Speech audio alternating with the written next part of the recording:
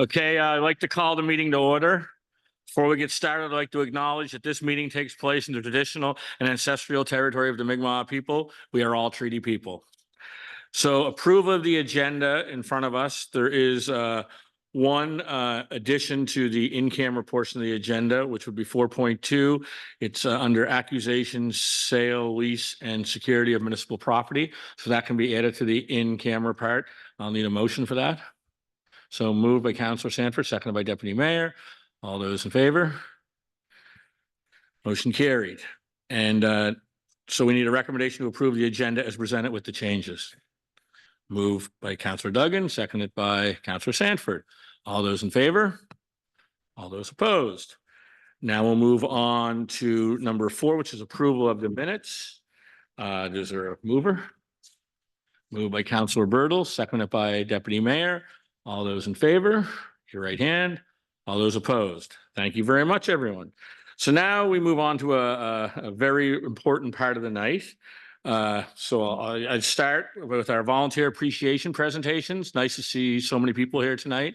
It's a very nice event to have annually. I mean, without volunteers, most communities wouldn't survive, but especially a town the size of Luneburg definitely wouldn't survive. So again, tonight we have a very special presentation, the town's 2024 Civic Volunteer Appreciation Recognition.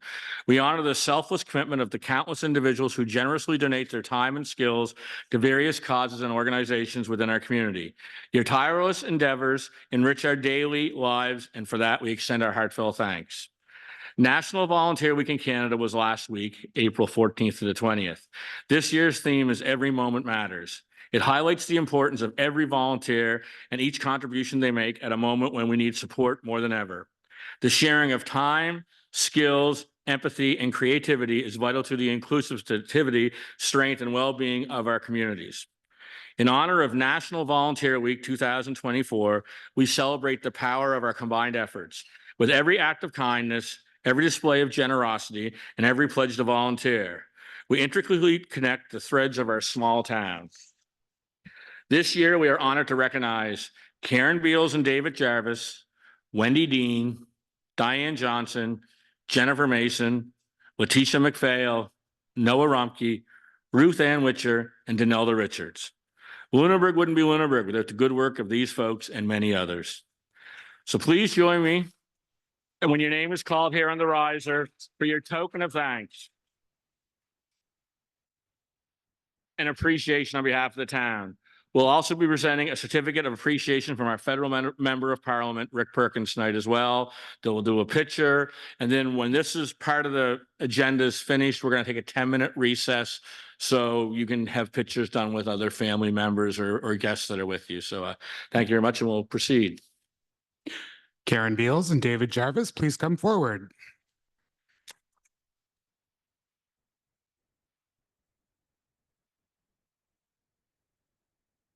Karen and David tirelessly dedicate themselves to We Feed Lunenburg. Their exemplary service and compassionate understanding of dignified food insecurity support are truly commendable. They are passionate, warm people who truly care for others and are making a difference in the daily lives of those who might struggle financially. Thank you, Karen and David.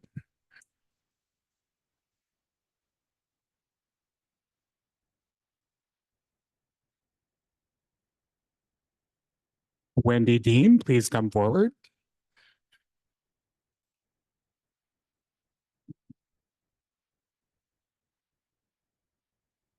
For nearly 2 decades, Wendy has been a cornerstone of our community, generously giving her time and expertise to various organizations as a standing committee member and board representative, president, and of recent chair of the board of directors for the Maritime Concert Opera Society. Wendy's time and dedication to the Luneburg Heritage Society, Nova Scotia Folk Art Festival, and the Luneburg Golf and Curling Clubs has left an indelible mark on our town's cultural and recreational landscape. We thank you, Wendy, for your commitment and service to enriching our community through your tireless efforts.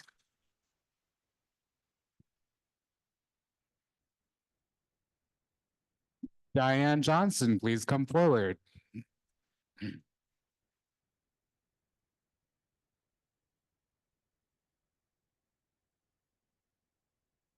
Diane exemplifies the spirit of volunteerism and selflessness. As chairperson of the Fishermen's Memorial Hospital Auxiliary, leader with Brownies and Girl Guides, as well as her contributions to our community swimming pool and Central United Church. Diane's tireless efforts and humble approach in leadership capacities have enriched the lives of countless individuals and families within our community, embodying the true essence of community service. Thank you, Diane.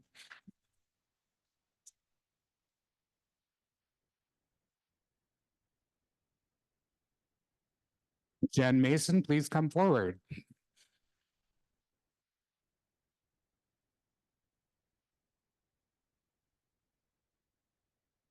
Jen has been a dedicated volunteer with the South Shore Minor Hockey Association. Her commitment to ensuring the well-being and success of all players, parents, and stakeholders, both on and off the ice, is truly commendable. From team manager to risk manager and now president of minor hockey, Jen has shown remarkable leadership and enthusiasm. Her countless volunteer hours, late nights, and early mornings exemplify her unwavering dedication to our youth and minor hockey development in the South Shore. Thank you, Jen.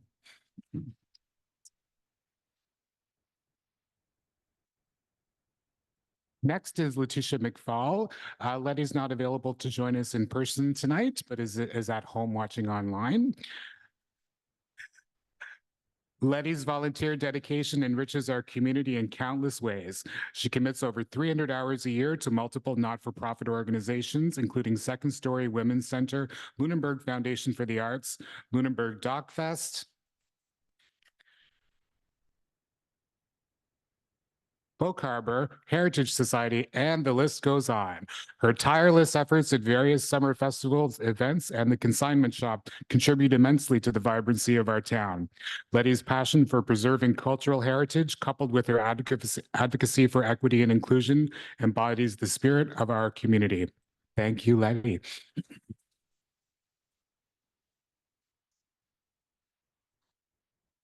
Noah Romke, please come forward.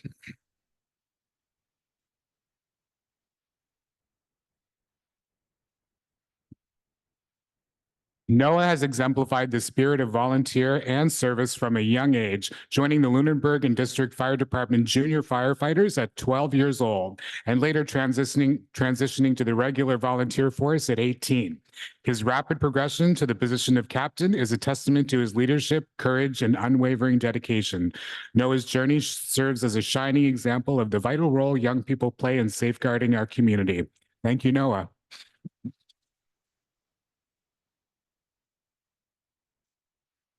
Ruth Ann Waiter, please come forward.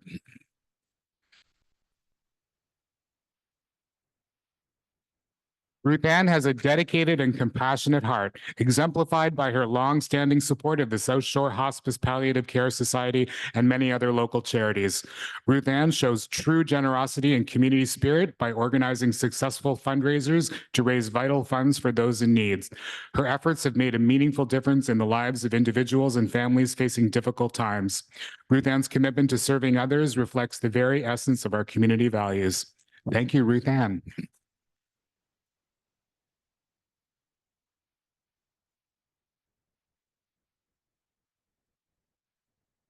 And now we present the award for the 2024 Provincial Volunteer Representative for the Town of Luneburg, Donalda Richard. Please come forward.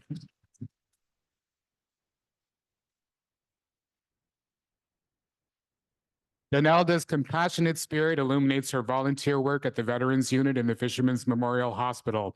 For the past 7 years, she has dedicated herself to visiting the unit 2 to 3 times a week, bringing joy and entertainment to the residents while providing vital support. Donalda's advocacy for veterans and long-term care patients is evident in her passionate commitment to enhancing their quality of life through engaging recreation therapy programs. Beyond her service at the hospital, Donalda is a valued volunteer with various organizations such as the Luneburg Dock Fest, Luneburg Folk Harbor Festival, Luneburg Royal Canadian Legion Branch 23, and the Luneburg Curling Club. Donalda's unwavering commitment and loyalty embody the spirit of service that our residents deeply appreciate. Thank you, Donalda.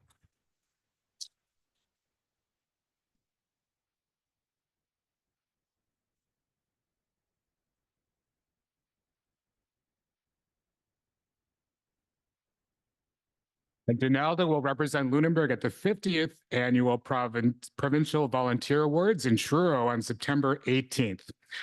The mayor and council extend their sincere gratitude and appreciation to all our community volunteers and organizations. Thank you to all our volunteers and for the important work you do.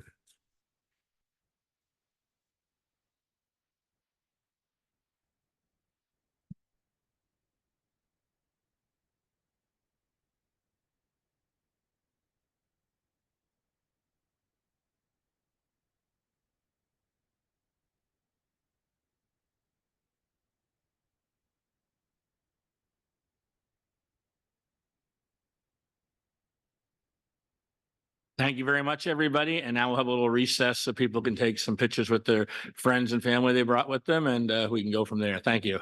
We're on 5.2, which is operating budget presentations by town staff. So I'm just going to briefly go over the way we're going to go about the budget process tonight. So we're going to get staff to make their presentations. Then we're going to go around the room to councillors to ask any questions or make any comments they would like to staff or about the budget. Then we're going to open up the floor to public input and questions. And then when all that's basically over, this is our public budget meeting. When that's all over, all the questions and comments are made, we're going to request staff to go back at that time with everything we've heard tonight and come back at our next scheduled meeting with either recommendations, changes, or the same document. And at that point, so I think it's May 14th is our next scheduled meeting, I think. At that time is when we'll actually vote on the budget. So that's not the plan for tonight, is not to pass the budget. So I just wanted to make that clear before we start. So we'll start with staff presenting our budget. Thank you, Mr. Mayor, members of council. For the public record, my name is Jamie Doyle. I'm the Chief Administrative Officer here at the Town of Luneburg. I'm joined here this evening by Lisa Dagley, Director of Finance, Kathleen Refuse, Senior Accountant, Tyson Joyce, Director of Engineering, and lastly but not least, Hillary Grant, Director of Community Development Planning. Together, they'll present the 2024-2025 proposed operational budget and water utility budget for your consideration. A major highlight you'll notice is the residential tax rate has remained unchanged. I do want to take a moment, Mr. Mayor, to thank staff and their teams for this exemplary effort to bring this forward. It represents a lot of hard work and a lot of longer hours than they like to admit, but I really want to thank them for bringing this forward. So thank you, Mr. Mayor. With that, I'll turn it over to Lisa. Thank you, Mr. Doyle. So staff have prepared a presentation to take council through the highlights of the 24-25 operating budget. We'll begin this evening with our assessment trends. PVSC values properties based on market value, which is the value a willing buyer would pay a willing seller on the open market. The market values for the 2024 assessments prepared by PVSC are based on properties valued at January 1st, 2023, and their physical state at December 1st, 2023. Residential and resource properties are eligible for the cap. When a property is purchased in the first year after purchase, the assessment is based on the market value. But for each year following that purchase, if the cap criteria is met, the taxable assessment increases by the Nova Scotia Consumer Price Index, or CPI, that is set in November each year. This year, the increase was 3.2%, and it is of note that 73% of the town's residential properties are capped. Next slide there, Mark. Nope, back the one, sorry. My apologies. So this slide shows the actual market value trends. The market residential assessments were 444 million in 2024 and 382 million in 2023, an increase of 63 million or 16.5%. The commercial assessment was 63 million in 2024 and 56 million in 2023, an increase of 12.5%.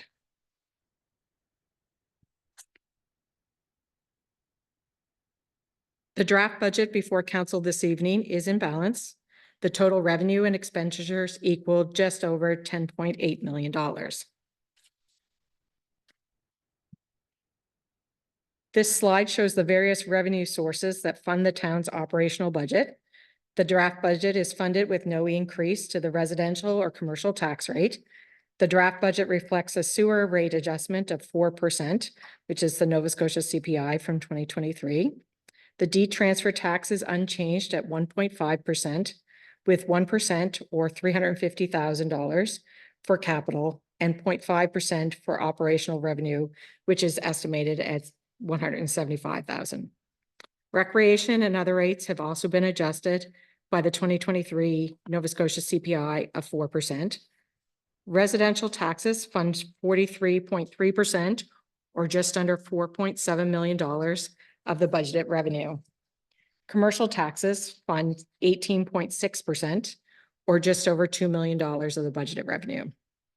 Tax rates fund 1.8 million or 16.6%, covering the cost of operating the wastewater treatment plant, the collection system, including debt payments and reserve transfers. Other municipal revenues include fees for sales of services, parking meter rates, recreation services, and they fund just under $1.8 million of budgeted revenue, or 16.5%. Provincial and federal grants equal $539,900, or at 5% of the revenue. Our next slide is a quick summary to show council the percentage of budgeted related to the various departments. Staff will go through in more detail for each of these budgets in the upcoming slides. However, it is interesting to note that the RCMP and education costs equal 20.6% of the total budgeted expenditures.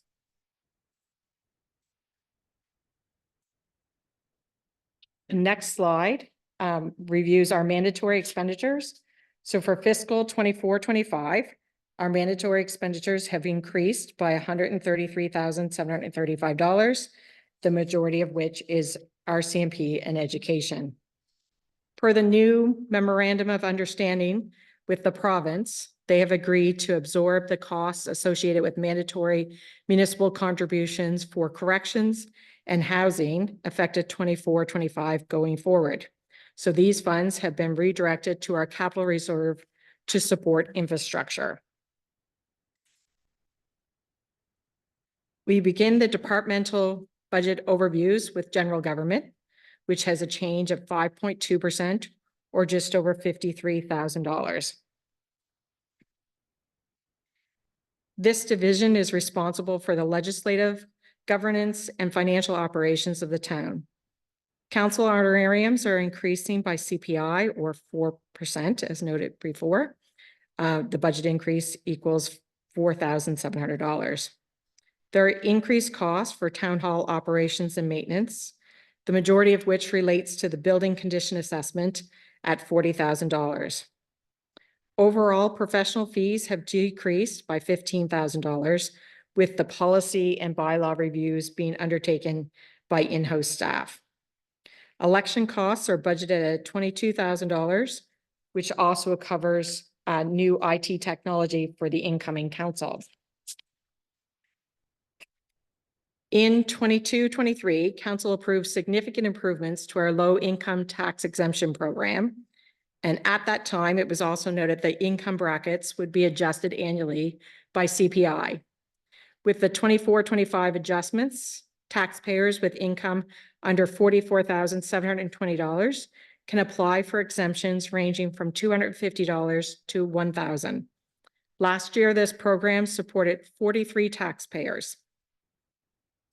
The grants to organizations is also included in this departmental section, and of note that there has been no change to that grant budget. It includes a $4,000 contribution for a 5-year commitment of $20,000 in total to our regional hospital, $8,000 for our special events, and our annual $20,000 for other grant projects. Moving on to the other protective services, this section has a budget change of 9.8%. The RCMP has been estimated to increase 6.5% for a total cost of $1,073,000. A full-time bylaw officer has been added to the staff complement. Our REMO contribution has increased by $12,700. And as noted earlier, the corrections is now covered by the province, and those funds are now directed to our capital infrastructure. There is a separate report on the agenda this evening regarding building and fire inspection services. And to accommodate this increased cost, an additional $40,000 will be reallocated to this expense. The fire protection budget has increased by 5.7% or $42,600. This budget has been reviewed by committee back in late February, and their recommendation for approval has been forwarded to council. I will turn the presentation over to Tyson Joyce, the Director of Engineering and Public Works, to review the transportation and environmental health sections of the budget. Thank you, Lisa. Good evening, Your Worship, Council. Moving on to the transportation services, we have a change of 8%, which provides a value of $112,000. Slide summarizes the major changes. A couple of them stand out. So we have wages and benefits, which has gone up $83,400. So there's a number of contributing components to that. One would be a reallocation of staff costs within the budget itself. So that number is taken away from some other portions of the budget, as you'll see as we continue. Another component is that we've included a seasonal labourer for 26 weeks to assist with public works duties, particularly during the summer months when some of our team are looking to take vacation following their winter commitments. And then there's some other iteration increases for the existing members that we have. The other major component there is street lighting, and that's based on a rate schedule increase that we have in our agreement with Nova Scotia Power. Moving on to environmental health, we have a change of 5.6%, which provides an additional value or cost of $85,900 within the budget. The major components of this are garbage disposal, which is $47,900, so about 55% of that value. And that's along the lines of the new contract that we've agreed with the contractor for garbage disposal in town. We also have the biofilter reserve, where our commitment has increased by $13,500. So in previous years, we've been allocating $11,500 for that reserve. We're budgeted to increase that to $25,000 this year. And that's with the intention of meeting where we expect the cost to be for our planned replacement in 25-26. So it's getting us to our target there. And you'll notice the catch basin cleaning is up by $10,000, but that should be looked at with the line below it, the maintenance materials and supplies. The extra costs that we're incurring in the catch basin cleaning is helping us make savings in other areas like preserving and maintaining lift stations. So it's just important that that context is there for those lines. I'll pass you on to the Director of Community Services to continue with the presentation.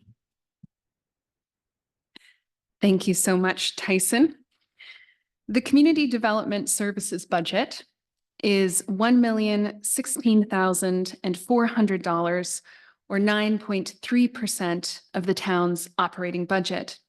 Community development encompasses a wide range of planning and economic development activities, from providing public washrooms to issuing film and development permits and reviewing and administering the town's leases. Some of these activities generate revenue for the town, such as land leases budgeted to generate $315,000 in the 2024-2025 fiscal year. This includes rentals at Luneburg Academy. Overall, in 2024-2025, community development's budget is decreasing by 5.6% or $60,000 compared to 2023-2024. This change includes $28,200 in wages and benefit savings and $15,000 in savings in changes to the third floor offices here in Town Hall. Consultant support on a significant file, the Blockhouse Hill Design Project, is on track and budget, removing $167,000 from the department's budget. However, we're recommending budgeting $8,000 for any expenses that may arise to inform council's decision-making regarding Blockhouse Hill moving forward, such as land appraisals, and an additional $8,000 to implement council's direction out of the Upper King Street Design Project to create 2 residential lots on Creighton Street. A relatively sizable upcoming expense is the Sustainable Cultural Tourism Study and Plan, but of course, this will be offset by generous support from the Atlantic Canada Opportunities Agency. The remaining community development operating budget relates to the town's property holdings. The cost of caring for some sites has risen, for some it has fallen, resulting in a cumulative decrease. The most significant change is $40,000 has been reallocated to building and fire inspection services to offset the new price of joint service provision. And I'll share more about this new agreement shortly. Unfortunately, this means no funding is available to assess the condition of the old fire hall. The Recreation, Culture, and Heritage budget is 9.4% of the total budget, where the Community Development operating budget sees a decrease of 5.6%. The draft Recreation, Culture, and Heritage budget sees an increase of 5.3%, or $51,700.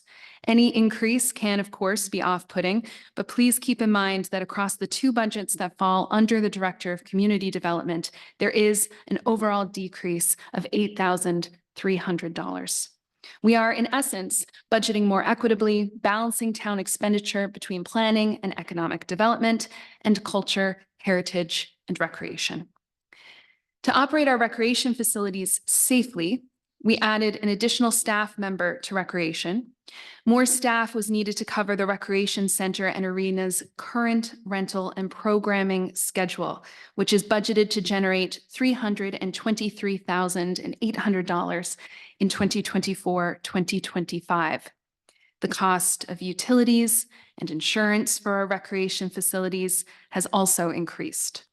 Rather than substantially increasing fees or drastically cutting back offerings, staff are recommending not proceeding with the Recreation Complex Master Plan in 2024-2025 to partially offset the new staff, insurance, and utility expenses.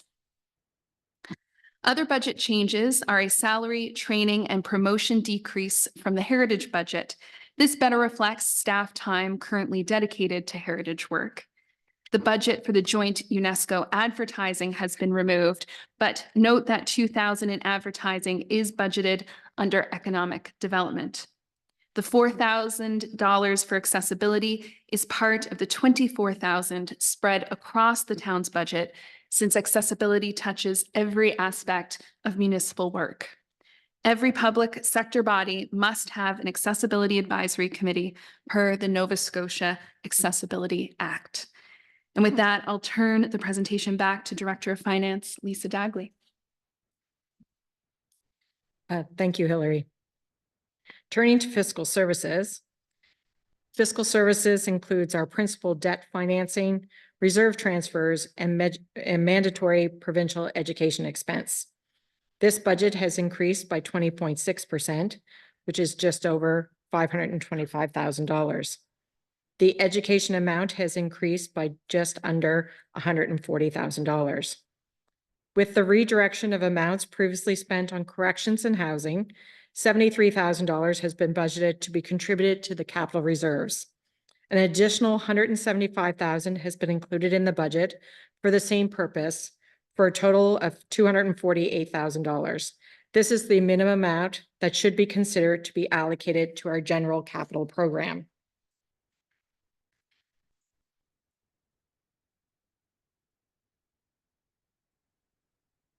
Our sewer rates for 24-25 have been increased by the CPI of 4%. The proposed residential rate is $718.85, which is an annual increase of $27.65. The commercial rate will increase from 66.05 cents to 68.69 cents per $100 of assessment. And the church rate will increase from $405.96 to $422.20. These rates pay for the operational costs, while also providing funds for the sewer operating reserve and the plant upgrade reserve as we continue with our design and upgrade of the wastewater treatment plant.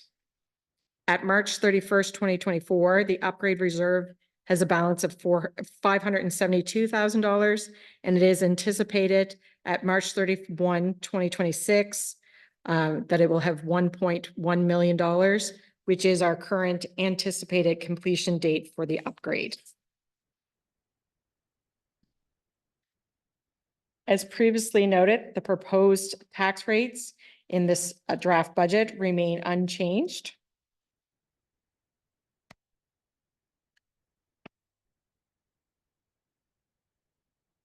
And the last slide in the town operating budget presentation shows the impact to the median residential tax assessment, which is $105.61 or $8.81 monthly.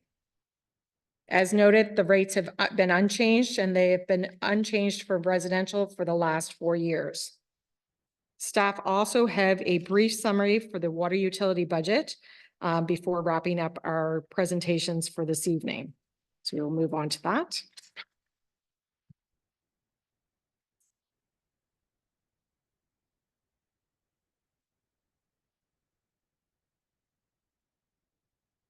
Thank you, Michael. The draft water budget for 24-25 is balanced as presented, with revenue and expenditures equaling $1,759,100. This budget incorporates the April 1st, 2024 rates as approved by the Nova Scotia Utility and Review Board, and the current rate per quarter for unmetered residential customers is $170.39, which is a $25 annual increase. I will now turn things over to Tyson Joyce, Director of Engineering and Public Works, to run through the expenditure changes. Thank you again, Lisa. So just touching on a couple of the larger items there. So chemicals is one of the larger items to do with the operation of the plant and the system. So this ties back to supply chain items that we're all seeing in the economy at the moment. And it also ties back to the additional membranes that we installed last year. There's 8 extra membranes that need to be cleaned and maintained. So some additional costs there. Tying back into my earlier comments about the wages and benefits in the transportation issue, council can see this is a subtraction from the water utility budget of $22,400. And again, that ties back to the reallocation. Some costs were taken from the water utility and allocated back to transportation. This concludes staff's presentation, Your Worship. Thank you. Thank you very much, staff. So now what we'll do is we'll turn it over to councillors. If they have any questions to staff or comments at this time, I'll start out to my left with Councillor Mosier and go around the room. And then when council is all done with their questions or comments, and we're going to open up the floor to the public. Did we get the list of who signed up? Okay, just hold on a second. I'll get the list, and we can start questions here. We'll go through the list. But if you didn't sign up, You can still get up and speak if you'd like. Tonight is your public opportunity to speak about the budget. So if you have something you want to say, tonight's the time to actually present it, because we're not, on the 14th, it's not going to be a public input session. It's going to be brought back and we're going to decide the budget at that time. So if you have anything you'd like to ask questions about or comments, the podium will be yours shortly. So I'll start with Councillor Moser. Nothing particular for me, Your Worship. I'd just like to thank staff for their good work. Thank you. Councillor Duggan. I would also like to thank staff for all the work that they've put into this year's budget. Thank you. So I'll go over to Councillor Birtles and then go up that way. Thank you. I do just have two quick questions, but I will again say thank you for bringing a balanced budget forward. It's nice to see. I'm still really bothered about the RCMP and their costs that we still have to pay, and I still don't feel that we get enough coverage for paying $65,500 additional this year. And since 2022, we've been increased by $122,924, and I do not see any additional coverage or support. Just wondering if there's anything that can be done about this, or it is a strict amount that we have to pay. Through the chair to Councillor Birtles, thank you for the comment. I too am unhappy with the RCMP increase. And I think most across the country are facing the same thing where there's an increase. And most jurisdictions I've been in, there's always been some level of, conflict with the RCMP, and they want more eyes on the street. So we feel the same way. Unfortunately, there's not much we can do about it. We've shared our concerns with those that need to hear it through the RCMP channels. But until now, we don't have any other recourse. We've gone through Nova Scotia Federation of Municipalities. They've also shared their opinion with the federal government about how unfair it is for municipalities to be picking up some of the costs of some of their failed actions. So the inability for them to renegotiate a union contract shouldn't be worn by municipalities, but unfortunately it is. Thank you. Thanks. And I just have one more question. It's with respect to the law enforcement officer. Is this a brand new position that's costing us an additional $70,000 a year? Through the chair to Councillor Birtles, again, yes, this isn't a completely new position. One of the things we consistently have been hearing through the town, especially during tourist season, is a complete disobedience for parking, if I can use disobedience. So this new bylaw sort of help educate folks through that process, as well as begin process of hopefully generating some more revenue for those that continue to park illegally. Not necessarily at a meter, but I've seen instances where folks are parking or tourists are parking in intersections, completely blocking driveways, completely blocking fire hydrants, or in handicap spaces, things like that, where we're really going to be educating and then, of course, fining as we see fit. We've had some complaints, certainly, of illegal parking up near the hospital. So the new bylaw officer was actually to be able to go up and have some conversation with folks and also issue a series of tickets so that we can start to help curb some of those actions. Thank you. One more thing, if I can, just with respect to that. Oh. Okay. This isn't a Monday to Friday 9 to 5 job. This is servicing the town on the weekends and the evenings, because that's really where we need the most time for bylaw. Through the chair to Councillor Birtles, you are correct. However, in the immediate, to get onboarded, it was certainly Monday to Friday to get completely onboarded with our human resource processes. But there is an obligation for this new staff member to work events and weekends and evenings and things where we're going to be needing some of those conversations to happen. Thank you. Thank you. I'm done. Thank you. I know from being downtown, I think this is one position that'll pay for itself if it hasn't in the first week or two already. And I think, like, for example, during Folk Harbor Festival weekend, if our staff person gets out like they have been, definitely during those 4 days, it'll cover their wages for the year, I think. So it's great. Thank you. Councillor Sanford. I have 3, please. So my first one is in the context of the mowing contract. So I'm wondering if we might not be able to revisit the potential of having an additional seasonal laborer for another 26 weeks, say from May until October, whatever, I think it's a 6-month window to look at our mowing, because mowing was a real concern this past year. And while I understand and appreciate that we had a significant amount of rainfall, there were also challenges, if I understand correctly, in the context of availability of staff by the contractor to be able to complete the mowing when it was possible to mow. So I'm wondering if we might not go back to looking at it being more viable to maintain the mowing to the standards that the community is looking for. So that would be my first question.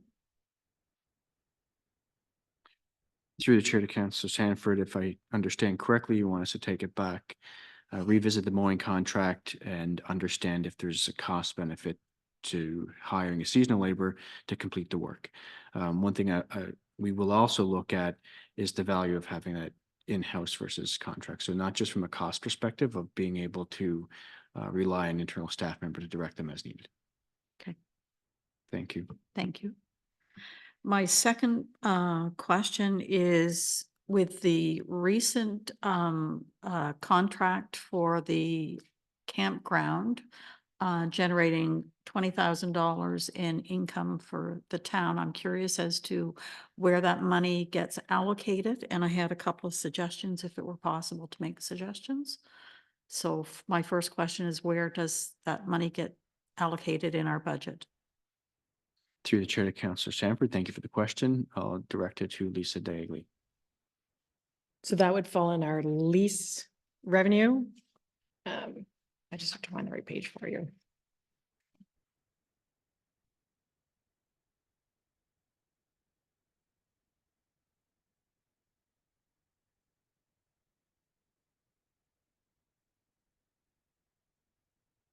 So if you looked on page 5, under our rentals, it would fall under our rentals and leases account.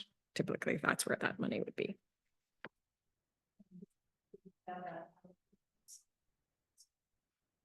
There's nothing specific that it was allocated to. It was just part of the general revenues. Chance. Thank you, Jane. Thank you, Stephen. I'm just wondering if it's possible for staff to consider two things. Number one would be crosswalk painting, increase crosswalk painting in town. And the yellow, and forgive me, Tyson, because I don't know the language, but the yellow lines that we need on the parking, when you get too close to the sidewalk and you're not supposed to be parking there, it's painted yellow. There's a whole bunch of yellow things that need to be painted. That would be one consideration. And my second consideration is, can we have staff look at the possibility of opening the public washrooms 1 month in advance to what they're currently scheduled and 1 month later to what they're currently scheduled to close, so that we can capture a little more better response for people that live in the community and walk down on Blue Nose Drive, and also for the tourists that come and visit. That was my second piece. My third piece is in the context of the reallocation of the $40,000 for the shared inspection services agreement. I completely support sharing services, and I think that is a really good investment for us. However, I'm wondering if it's possible for us to look at where we might be able to draw that money and to continue to move forward with the building condition assessment for the old fire hall, because I think as new council comes in and as the council and mayor go forward, they need the information and understanding from a building assessment for the old fire hall in order to be able to plan for the future of the fire hall and how the town needs to respond to it. So that's just a consideration. Thank you. Thank you. Is that everything? Okay, Deputy Mayor. Thank you. My colleague spoke very well on a lot of the matters, so I don't have much more to add, except I want to thank staff for a very thorough budget.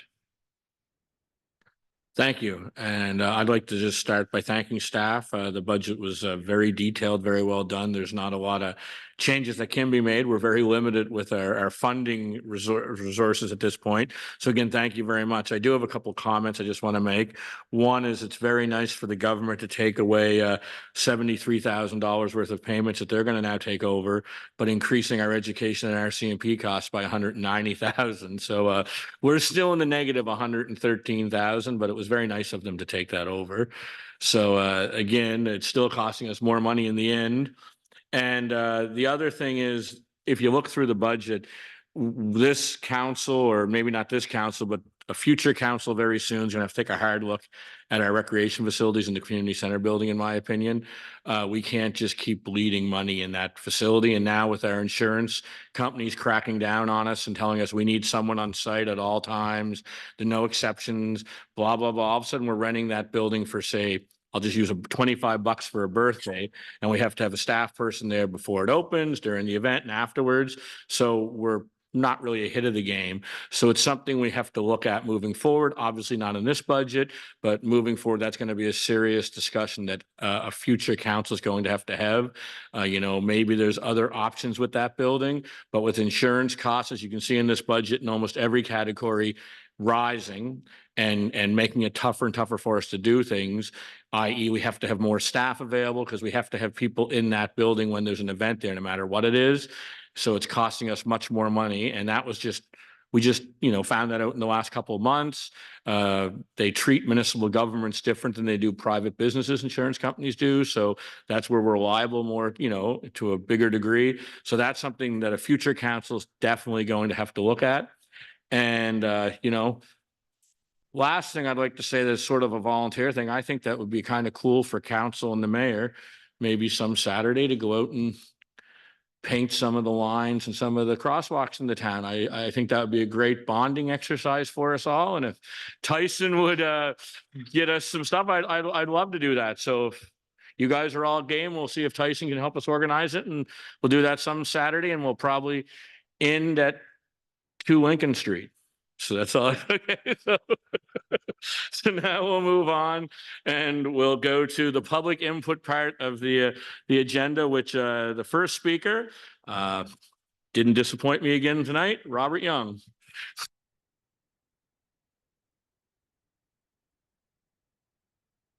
Don't think I'm gonna get it done in 5 minutes, but see, you have this big one here. Okay, right, that's what I'm reading from anyways.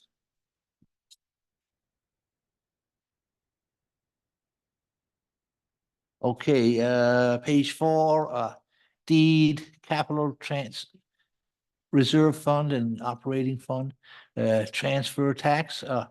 We actually think we will get 350,000 and 175,000. Through the chair. Yes, Robert, based on our previous history, I think that those will be the numbers that we anticipate to get in the upcoming year. Okay, a grant from Modal, that's okay, page 5. Will we be getting for sure 50,000 from Modal? Again, through the chair, we have received 40,000 the last couple of years, but with our increased operating costs at the recreation facilities, we did request $50,000. To my knowledge, I don't think we've gotten a confirmation on that as of yet. Okay, page 17. 80,000 for bylaw enforcement officer. We were sharing that job with another, somebody else, right? And now we're going to have to fund our own. Is that the way we went?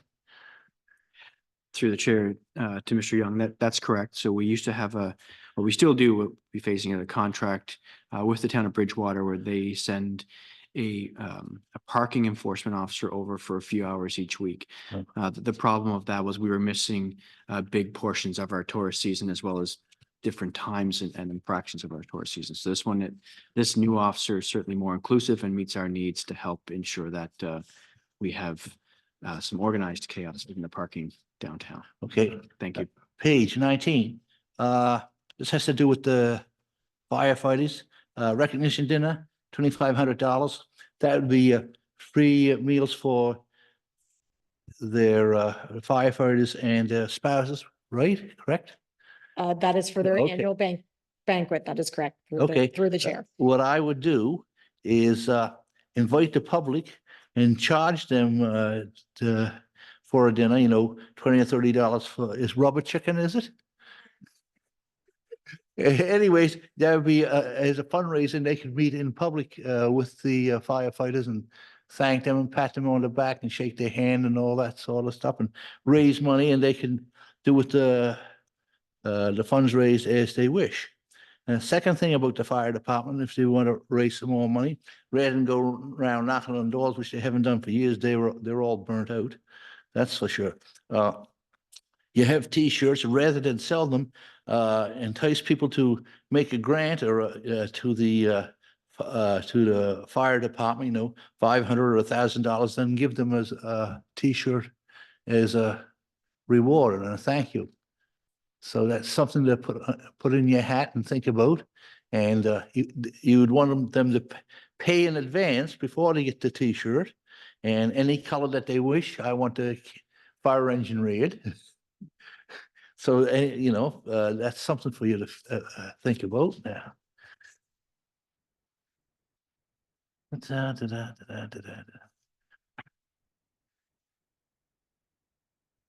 Oh, yeah. Before I forget, I think I don't know if I have the smart or not. Canada Day celebrations. Both myself and the mayor were to a concert of young people playing the piano at Central United Church.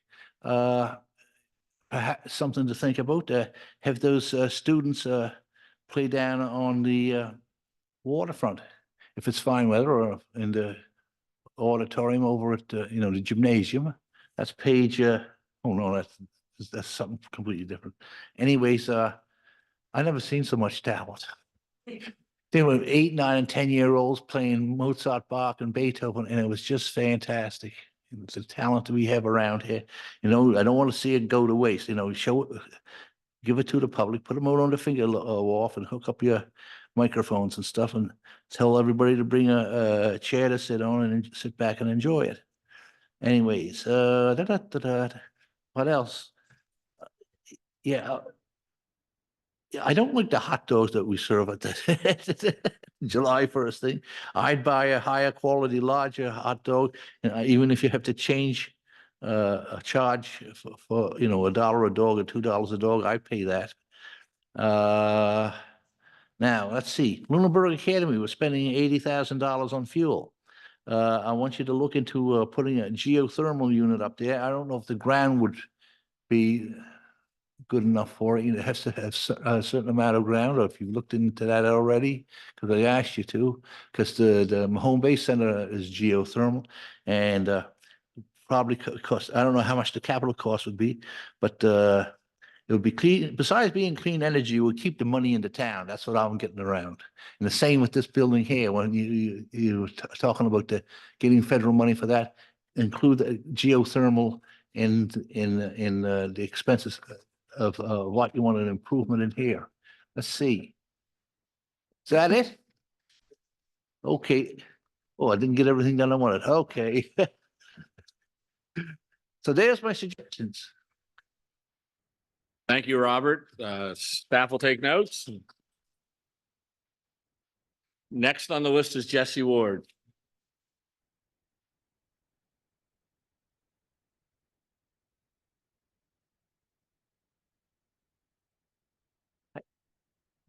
Did the clock go off at 5 minutes and 41 seconds? I'm wondering just how much time I have. Oh, 5 minutes. Perfect. Thank you.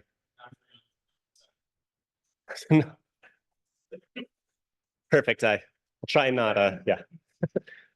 Thank you. Good evening, Your Worship, hello, Council and staff. My name is Jesse Ward. I live at 129 Lawrence Street. So many of you in the room will know me as the editor-in-chief of the Luneburg Barnacle newspaper. I'm also a director of the Luneburg Barnacle Publishing Cooperative that publishes the newspaper. So I'm not speaking here tonight in that capacity or on behalf of anyone else, representing anyone else. I'm speaking on behalf of myself as a private resident. I'm speaking here tonight because there is something important that I want to put on the record regarding the budget. Yesterday, the Barnacle published a story that I wrote titled Town of Luneburg scheduled to vote on 24-25 operating budget this Tuesday. The story was a preview of the meeting that we're at here tonight. It included an embedded copy of the draft budget presented in tonight's agenda and a link to the meeting agenda. I wrote a few details highlighting some key points about the budget. In my story, I also emphasized the fact that the budget is not only being presented on tonight, but is also being voted on. In the story I wrote, town staff have confirmed with the Barnacle that the motion on the agenda, 24-25 Town General Operating Budget Approval Placeholder, is intended to be a motion to actually pass the budget as it stands. Motions can be amended or deferred if a majority of councillors vote for this, so the budgets may not be approved at all tomorrow, or it could be approved with different numbers. So that information was factual. It was based off of a phone conversation I had that morning with the municipal clerk, who was very responsive, helpful, and generous with her time. She told me that in the January 9 meeting of council where there was a capital budget, it was the same thing. There was a presentation and also on the same agenda, approval placeholder to pass that budget. And I was there at that meeting. It was presented and passed at the same meeting. So I emphasized the fact in that story that a vote on the budget was scheduled for tonight because in recent days, the town's public notices on social media and the town website regarding this meeting only said there would be a presentation of the draft 24-25 operating budget, nothing about a vote on the budget. After we published that story online last evening, one of our other editors shared a link to the story in the Luneburg Community Bulletin Board Facebook group with a caption saying, "Did you know town is presenting and voting on the budget tomorrow? Read up before the meeting to be in the loop." Mayor Myro replied from his Facebook account where he represents himself as mayor, writing, "No, we're not. Read the agenda. It states it's a placeholder, so I'm assuming we will send it back after we hear from people, and we also need to discuss and debate as a council." I replied to say, "Hi, Jamie. Yes, you actually explicitly are voting on the budget tomorrow, whether you intend to approve it or not." I read the agenda and asked the municipal clerk about it today. She confirmed this. I asked about the motion 11.3 under new business, asking, is the intention to actually approve the budget? And I wrote that a summary of what she told me that I had just said. Mayor Myro replied saying, "Okay, this is much different than we did when I was here before. We never approved the budget the first time discussing it." He added another comment saying, "We'll see what happens, but I would be disappointed if we pass it tomorrow night." Then early this afternoon, the town used their social media pages to publish a notice, including this message about tonight's meeting, public input on proposed budgets. It says, "Council may feel that they have sufficient information to pass the operating budgets at tonight's meeting. If council feels more information is required, they may defer making a decision until a future meeting." So this message from the town, again, made it clear that the item on tonight's agenda regarding voting to approve a budget was actually a motion to approve a budget, and that council could also defer it if they wish. So tonight we haven't heard anything about amending 11.3, which on the agenda appears the same way that the capital budget that was presented and approved at the same meeting appears. We haven't heard anything about it being amended, but we've heard the mayor say that there will not be any vote on the budget tonight, and this will be deferred to the next meeting. So that's okay. But with all of the town's public channels and the municipal clerk telling me yesterday and today that there was an intention to vote on approving a budget tonight, and the mayor acknowledging that this is a possibility yesterday when I told him that the municipal clerk said it was true, it's accurate to say that the intention existed to approve a budget tonight in item 11.3. I needed to put the sequence of events on the record because I'm disappointed and concerned that the mayor challenged the accuracy of my news report. It was factual for me to write that town staff confirmed the budget was intended to be voted on tonight, but he wrote, "No, we're not," which was inaccurate. If anyone had told me that I had gotten a fact wrong or that something had been told to me that was wrong, it would be different. But in this case, I published something accurate and the mayor said that it was not. I'm putting this on the record now because I care a lot about Lunenburg and I believe we need to build trust as a community.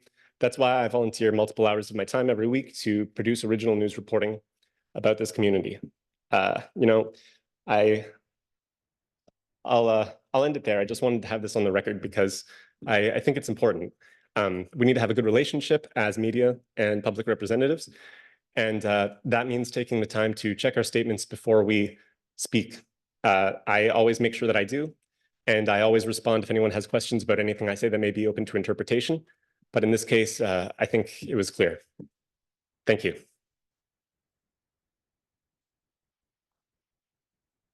Thank you, Jesse. And like I said, I responded last night because I was shocked to see that it was going to be a motion made the way things were always done in the past, and I guess we're not in the past, so I have to look forward, and that's what I was planning on doing tonight by making the opening statement. But I think that a lot of things changed in the budget process during COVID, quite frankly, and a lot of processes changed during COVID that hasn't changed back to the way it used to be. And I guess my point was tonight was the first time any of us were seeing the budget or discussing the budget. So I would have hoped there'd be some comments and questions made that we'd push it forward to the next public meeting. I talked to my colleagues, most of my colleagues between this afternoon and tonight, and that's what we decided to do. So that's all I was stating last night, that I was shocked to see that. When I saw the placeholder, I felt it meant that it was there for that reason, that if we wanted to, we could. But I didn't think there was any intent to do it tonight. So that's why I stated what I said at the opening part of the meeting. So I apologize if I upset you or said something that was inaccurate, but that's why I said it, Jesse. So, okay, thank you. So I'll move on to Ted Kelly.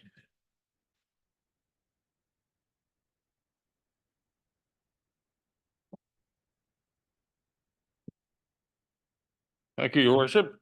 I have a few general random comments to make and a few questions which I think are relevant in this process of budgeting. First of all, I'd like to state that in my view, anyway, the raison d'etre for council, both historically and realistically, is when to oversee the administration and acquisition of services for a community of residents on a collective basis, rather than individual residents acquiring it by themselves. That's how councils came into existence. In the last 12 years, my personal taxes, and I assume most people's, have risen at twice the rate of inflation. Logically, one would expect a resulting increase in either the quantity or quality of services received for those additional amounts. Apart from a water treatment plant, I see no evidence of that. I see the infrastructure of our roads, sidewalks, etc., crumbling. We've all had the report from the town manager that stated that the town is in difficult straits financially and unable to recapitalize the infrastructure that the town has in terms of buildings. Now, where is the money gone? It's been spent. Well, what I see from a distance may be different from what you see, but I see in historically relative terms an increase in the number of staff that are required to administer these services. And you yourself, Your Worship, remarked on this prior to assuming office. I think the overhead here has become unacceptably high. I also see large amounts of funds expended on consultants for services obtained in pursuit of initiatives that, at the very least, one would accept as being questionable. Now, the budget process, in my observation over the years, and I would take advice if that's not the case, has been to examine expenditures from the previous year or previous years, apply a factor to increase that amount to accommodate any expected increase in costs through inflation and other matters, and come up with a resulting figure. And we all know, as was explained earlier, that this is determined by a combination of assessments, levels, and then the application of a rate. So I have two questions, really. where does the budget process consider the capacity of residents to fund these expenditures? It all starts with cost. But where's the money come from? Now, Councillor Mosier, you yourself, worship, will know from being in business,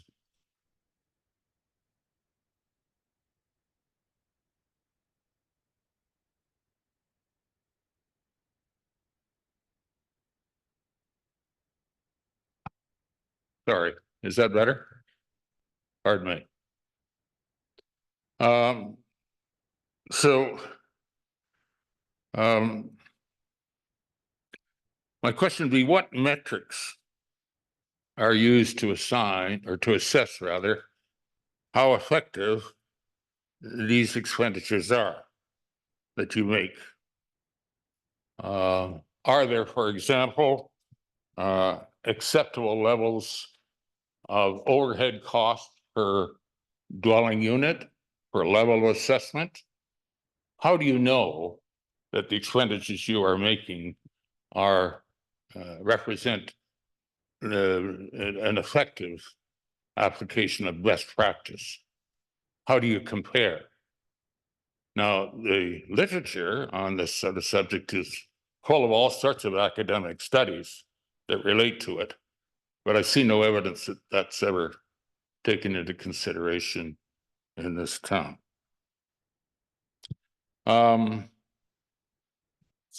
So I think it's important in the budgeting process that these things be considered. Otherwise, you're just on a continuing rolling increase. There's no indication that you ever do a zero-based budgeting by looking at each line item, determining whether that expenditure is producing value for the community or not. And I'd be pleased to hear if there are any answers to these questions that I'm just not aware of. That's my submission, Your Worship. Thank you, Ted. I would like to highlight that you mentioned staffing in the past, well, 8 to 10 months, I'd say. The town has had some staff retire, leave on, just leave for other opportunities, and we haven't replaced those positions. So through fruition, we have eliminated some staffing positions, which I think is always the way to do it. It's the right way to do things. And some of the areas that we have brought in more staff this recent budget, I think I highlighted earlier on, none of us wanted to bring in more staff in some of these facilities, but we can't operate them without sufficient staff, i.e. the community center becomes the big, sort of elephant in the room that we've been told it has to be manned, and we're not allowed to volunteers, it has to be paid staff, blah, blah. So again, that's being dictated by insurance and others. So I hear what you're saying, but I think that this staff in the last budget review and council has certainly taken a look at that. And I think the consultant expenditures in this budget is significantly less than it has been in some previous budgets. So, I think things are going in the right direction. I think there was some things that had to be done, and now it's done. And like I said, I don't want to look in the rearview mirror. We always drive looking out of the wind, the front windshield. So that's how I want to move going forward. I think this was a great budget that they presented. And I think there was some things taken into consideration, which you mentioned. So I thank you very much. And I'm sure future councils and future staff will do the same. Well, it's encouraging to hear, and I hope it comes about. Thank you. Thank you.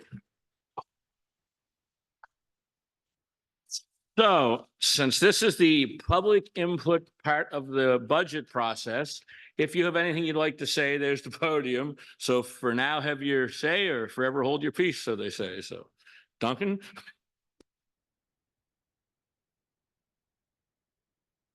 My name is Duncan. I live on 45 McDonald Street, Newtown. I want to thank Councillor Burgos for bringing up the policing services line item. She mentioned that it's well over $1 million now. It's increased some 28% over the last several years. And from the discussion tonight, it's not clear that we're getting any added value or services as a result of those increases. With all due respect to the CAO, and he knows that I hold him in high regard, I don't think it's good enough to say there's nothing we can do about it. The current provincial police services agreement was signed in 2012. It was a 20-year agreement. So that will take us to an expiration date of 2032. We have 8 more years of the RCMP grinding us. I think it would be prudent, as other communities in Nova Scotia are doing, to look at other options, policing options.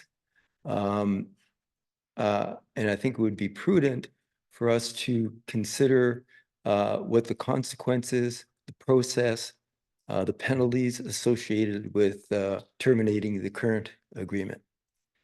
The other issue I wanted to raise is the electrical utility. Where is it? I haven't seen any numbers or a budget associated with the electrical utility. That is near and dear to my heart as a resident of Newtown.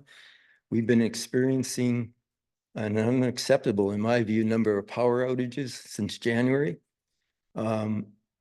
Several months ago, we had a consultant's report which looked at some options for the electrical utility. I haven't seen anything since. I'd like to know the status of that review and when we might see some recommendations from staff in that regard, or will we be waiting, like many other things, for the next municipal election? Thank you.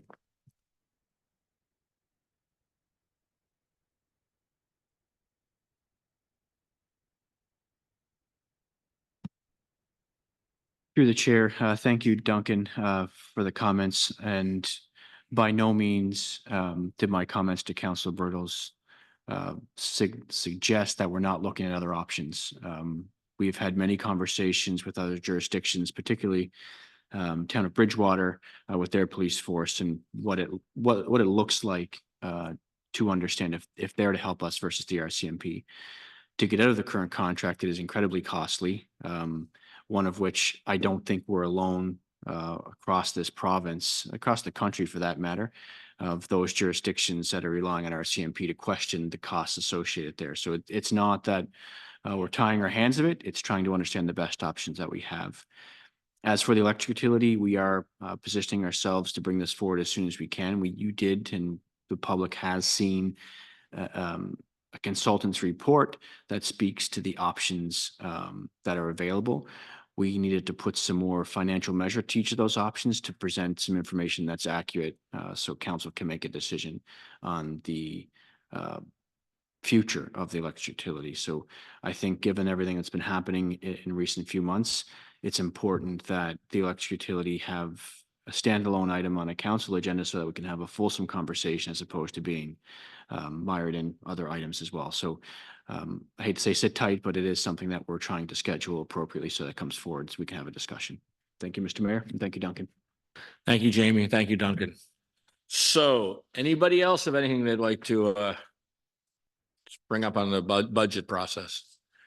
If not, what we'll do is there's no one signed up for number 7. So if you'd like, if anybody would like to leave, we can take a quick 2-minute recess, and the exciting part of the agenda is basically go over. So if anybody would like to get up and leave, they can, and then we'll proceed if that's what you'd like. A little 2-minute recess if you so wish.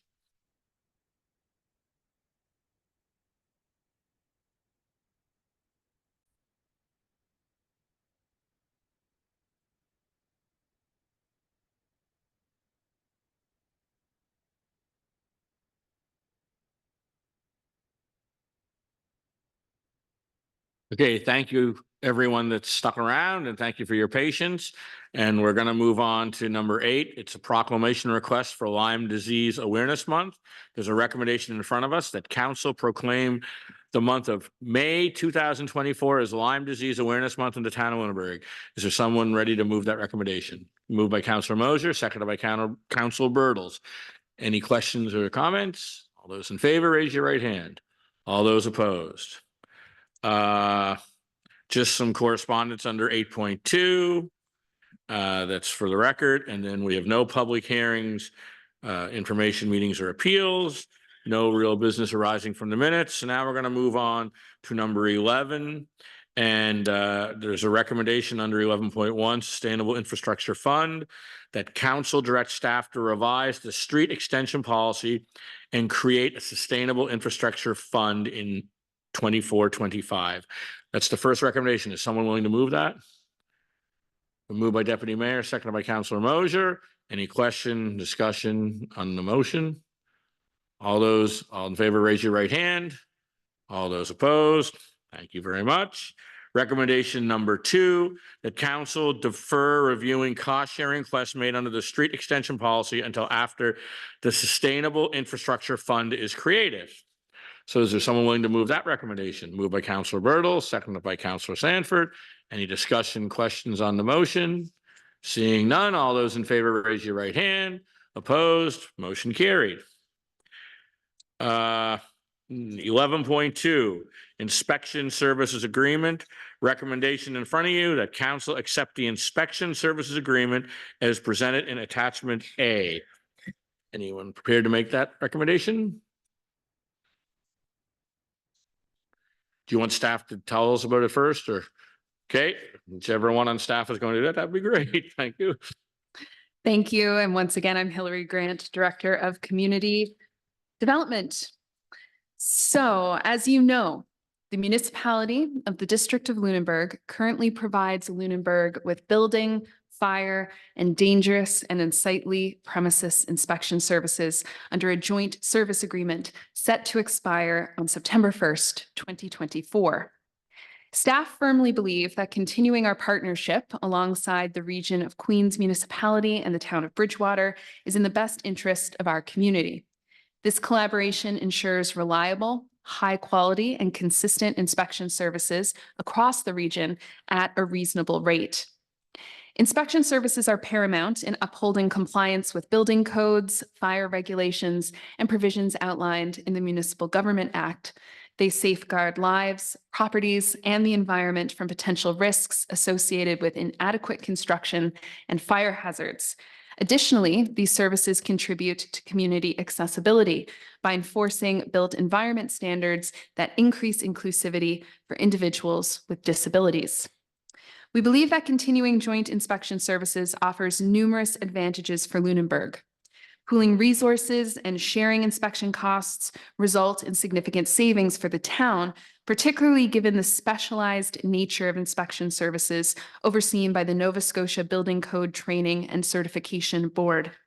While this draft agreement costs more than the current joint service agreement, it would be very difficult for the town to afford even one building inspector at this agreement's cost.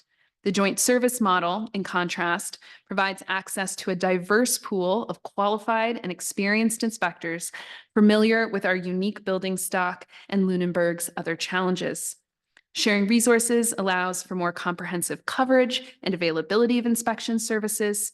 Having more inspectors means that routine occurrences such as vacations or retirements have a lesser impact on workflows, reducing delays for property owners.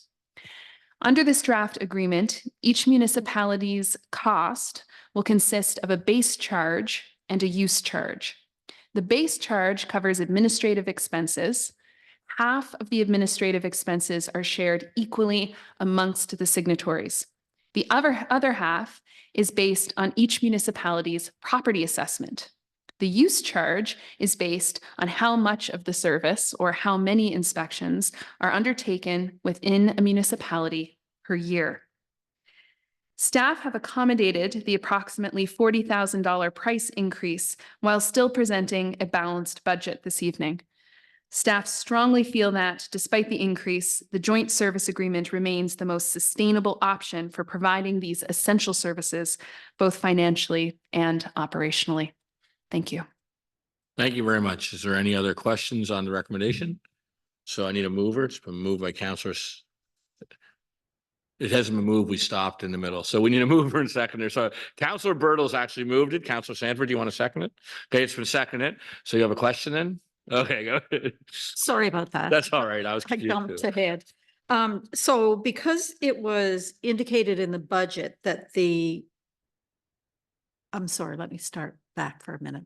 I'm absolutely in agreement for supporting shared service, the shared inspection services agreement. But my question is around the budget and budgeting for it. So is it possible, because I'm seeing in our budget that it's monies that were allocated for the old fire hall building condition assessment that would then be reallocated to fund the shared inspection services agreement. So I guess my question is, can we defer this until we have a better understanding of, are there other funds that would be available to cover this?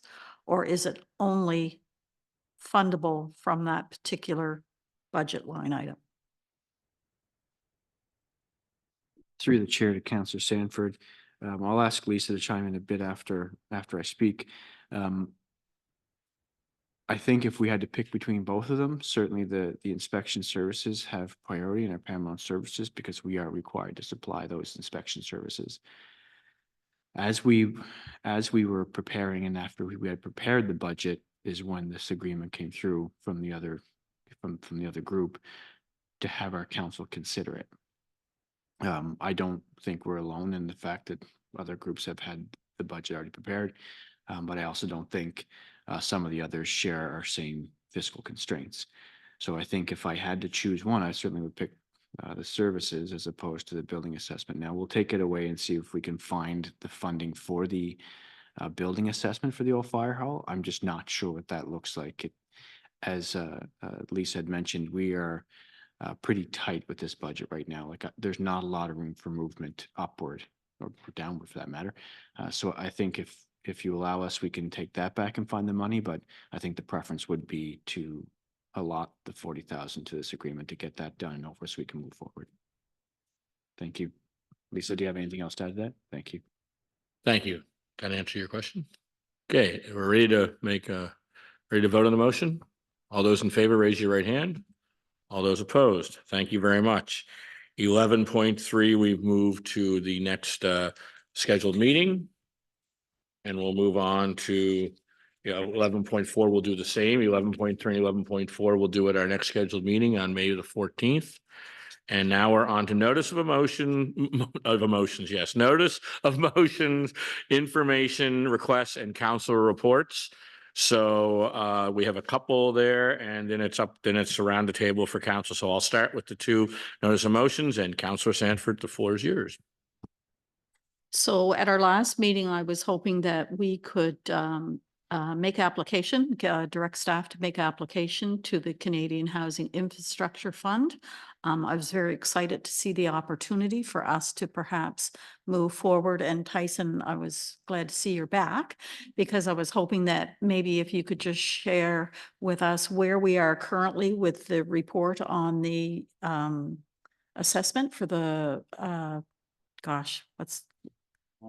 stormwater separation, stormwater and sewer separation lines, like we were waiting for the report. And I'm hoping that this particular fund might be able to leverage us to be able to take the next steps in relation to what we find in the report that you've been working on. Councillor Sanford, through the chair, we have received the wastewater modeling recommendations. There's a number of different opportunities for us identified in that report. I think there were 10 different opportunities, different scales. So that would give us a guideline. I've asked the consultant to give us their perspective on prioritizing on the list. Haven't received that yet, but that would sort of form the template that I think would guide us with the storm separation projects in the future. Through the chair to Tyson. So do you see that it would be possible for us to make a funding application to this because it's new out of the gate and it would give us an opportunity to leverage an action what our findings are from that particular report? Is that something you could do with your findings from the report? Through the chair, staff are very good at sort of recognizing these opportunities for funding. So whether it's specifically from the wastewater modeling or there's another opportunity, because we're also doing the condition assessment with the Tannery Road culvert that's still ongoing. So yeah, we'll be looking at the best shot we have at receiving funds for the town to support us or help us achieve these goals that we have. Yes. Thank you. It was a significant amount of money, so don't be shy. So there is a recommendation there. So if you want to make that recommendation, Councillor Sanford, and if somebody, the recommendation would move forward for us to proceed in that manner. If you wanted to move that recommendation under 12.1. I will move that. Thank you. Okay, the recommendation that council directs staff to review the new Canada Housing Infrastructure Fund to determine its applicability in financing the next phase of the town's stormwater wastewater separation work. And should that work align with the fund's criteria, council further directs staff to proceed with the preparation and submission of an application. So that's been moved. Okay. We don't need to second that at this point, do we, or do we at this point? Okay, so then is Councillor Bertle second it. All those in favor, raise your right hand. All those opposed. Okay, so now Councillor Sanford, 12.2, there's a recommendation that I'd ask you to move and we'll So with regards to this, I was following up from the presentation and a follow-up meeting with representatives from ABCO. So I would like to move that council direct staff to prepare an application to the Nova Scotia Utility and Review Board to amend Regulation 5.14, self-generation offset of the Town of Luneburg's electric utility schedule of regulations to include energy storage alongside renewable low impact generators, and that the energy storage devices will be limited to the devices with a total nameplate capacity of 27 kilowatts or less.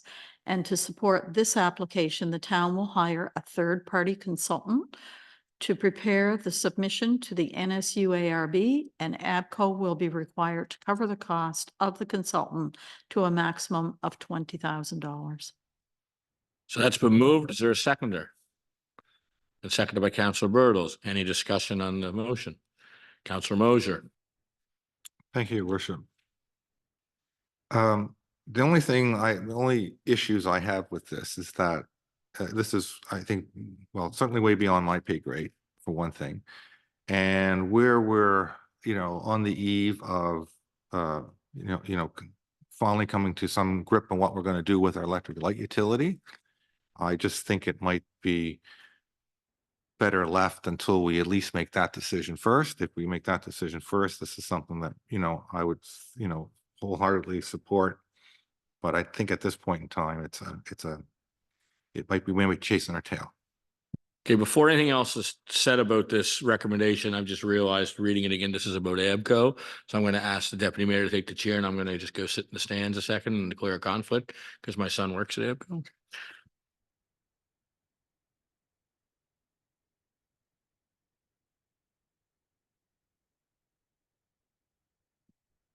Okay, thank you. Are there any other discussions on this motion? Yes, Councillor Sanford. Question for CAO Doyle through the chair, please. Jamie, I didn't write down when Duncan had asked a question about where's the utility report. How soon did we anticipate being able to discuss the utility report to Councillor Mosier's point? Through the chair to Councillor Sanford, I'll address a couple of items because if you remember correctly, the last meeting I did suggest we had to look into the liability of some of these parts of the motion, which were all okay. To Councillor Mosier's point about waiting until electric utility decision's been made, I think this would be a normal course of business anyway, regardless of whether we sold it or not, or kept it or of that magnitude. As for the report, I still have to have a conversation with council in camera about what these costs are, what it looks like, and then we can decide to bring it forward publicly at your leisure when you wanted to see it. As you all know, the report's been done. It's now a matter of compiling it and making a decision. So staff, including myself, we're at council's discretion of when you want that electric utility to be brought forward. Thank you.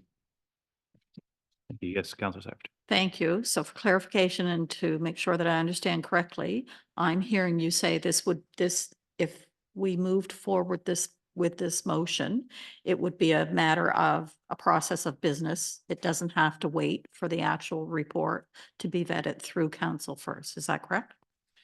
Through the chair, Councillor Sanford, this is also a little bit of my bailiwick, but from an electrical perspective, I believe so. I'd ask Lisa to chime in a bit.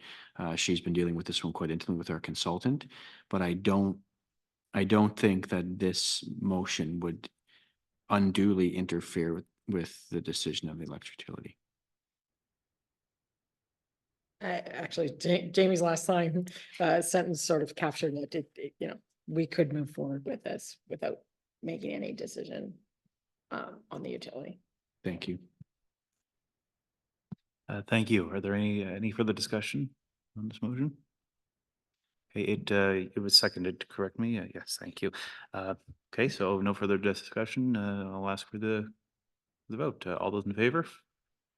As reminded, motion is carried.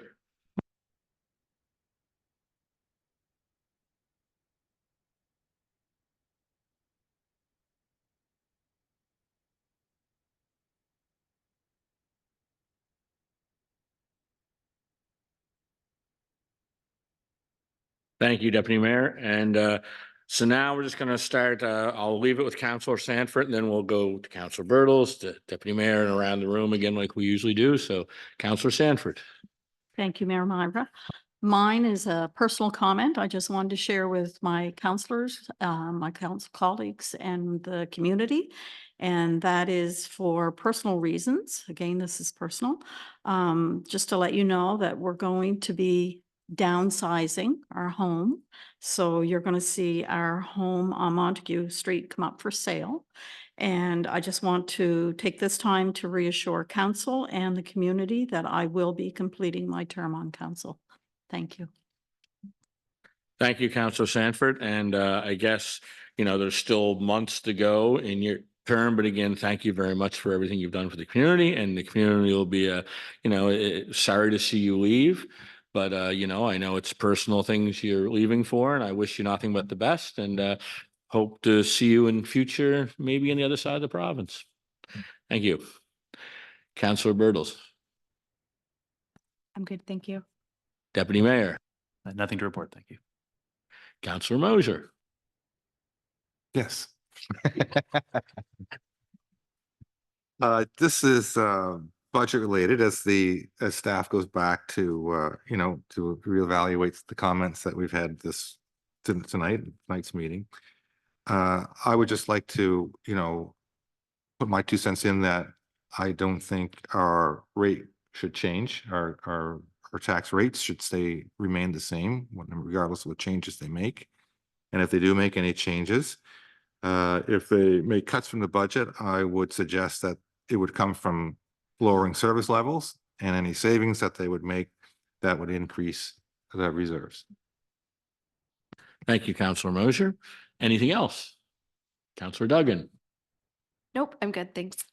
Thank you. Okay, I have a couple comments I'd like to make. One, as was mentioned here many times tonight, the budget is very tight this year. We don't have a lot of wiggle room. And one thing that the community hasn't joined in the last 6-7 years, we've never joined South Shore Tourism Association. We're the only community in Southwest Nova Scotia that's not a member of South Shore Tourism Association, which I think is a travesty considering we're the second most visited destination outside of Halifax in the province. So I think we should be at that table. I think we should be sitting around that table. Membership is $950 a year for our town, our size, to join it. So I'd like staff to look at somehow getting that into the budget. And quite honestly, if it's tight, we're all scheduled to get raises in November. That's in the budget. I would, my 4% is roughly $1,400. So I'm willing to waive my raise to pay the association fees if that helps find the money, if you can do it that way. I just think it's very important to be at that table. I think we're talked about every now and then for not being at that table. So I think let's get on board with that. So, and then lastly, which is, you know, going to be hard considering I've only known the person personally for probably 9 months now or 8 months. But tonight is the last official meeting that our CAO, Jamie Doyle, will be present at meetings. And again, on behalf of myself, council and the community, you know, in a short term, I've grown to consider you not only the CAO, but a good personal friend. And I look forward to, I hate to see you go. I look forward to seeing you in June when I'm in Calgary at the FCM, and you know, and we'll get together there and have some fun there. But I hate to see you go. The town's going to be you're going to be sorely missed. I think the town did a phenomenal job a year and a half or 2 years ago when they brought you on board. I think that we were lucky to have someone of your skill and, experience. And again, I thank you very much for the service you've served here. And, I look forward to seeing you in future. And again, my door is always open when you come to Nova Scotia. I consider you not only a colleague, but a friend. Thank you, Jamie. Thank you, Mr. Mayor, and thank you, members of council. You caught me off guard there for a second. I kind of forgot this was my last meeting. I'd have to say that the comments are certainly reciprocal to all of you. I think you've all welcomed me with open arms, and especially you, Councillor Mosher. I did a public shout out to you, but you don't have social media, so you wouldn't have seen it. So I do thank you. And unfortunately, this is the way life goes. I think sometimes personal decisions have to be made, as tough as they are. And I hope to still remain in touch with many of you. And I think Hillary will be ringing my phone off the hook a lot, but that's okay. And I do hope to see some of you out west in June. But thank you so much. It's been a pleasure. And I've really learned so much from all of you. Thank you. Thank you very much, Jamie. So